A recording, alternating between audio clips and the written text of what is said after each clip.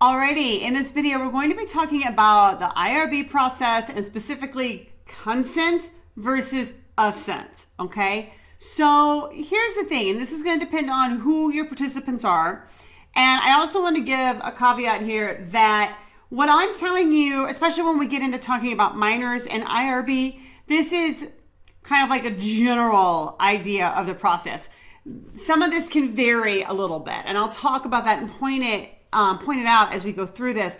But you need to make sure that you follow up with your university and you understand your university's IRB policies as it relates to getting assent and consent from minors, okay? So this is just a general overview of what to expect. So first of all, consent can be given by anyone in your study who is 18 and older, okay?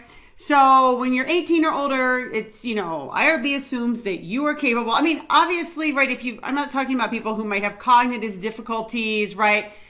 Things of that nature. In that case, you're going to have some special things in place. But generally speaking, anybody age 18 and older can give informed consent. And that means that they understand, right? They can articulate, they know the risks, they know what they're going to be expected to do, they can weigh the pluses and minuses of it, they understand how much time it's going to take, all of that stuff. So anybody 18 or older, they have a consent form.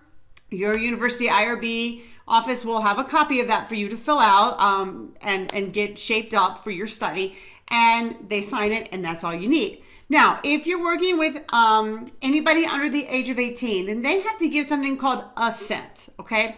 And what assent means is it means that you're considered too young, even if you're 17, you're considered too young to be able to give informed consent. But you're old enough that you can kind of understand the general idea of what you're agreeing to, okay?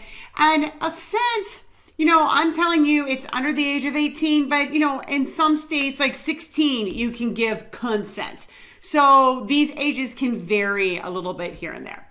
Okay, so if you have a minor in your study and they fall under the assent category, then they're going to have a separate form that you're going to have to go over with them, and they'll have the opportunity to ask you questions, etc., and then they'll sign it or not. And that's not enough for them to participate in your study, okay? So they will also need a consent form. So any minor, let's say like a 14-year-old, because a 14-year-old would definitely qualify for assent. You're going to give them an assent form and go over it with them.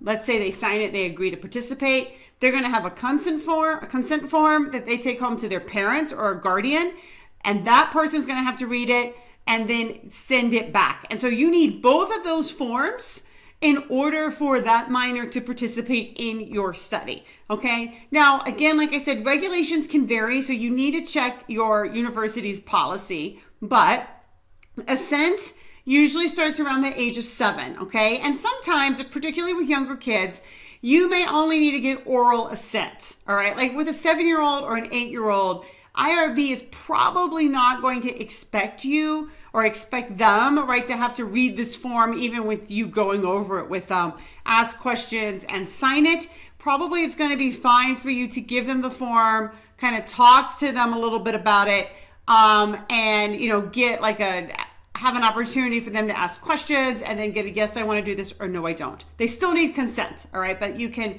with assent with younger kids, you may be able to do it orally off of a script that you're reading and have approved by IRB that you're reading to every kid.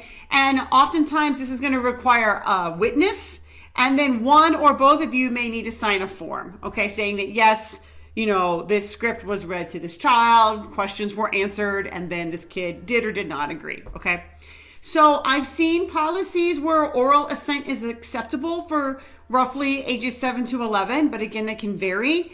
And then written assent, typically, where the kid is given the form and they can sign it, typically starts somewhere around age 11, going through age 17. But I've seen where 16-year-olds are allowed to give consent.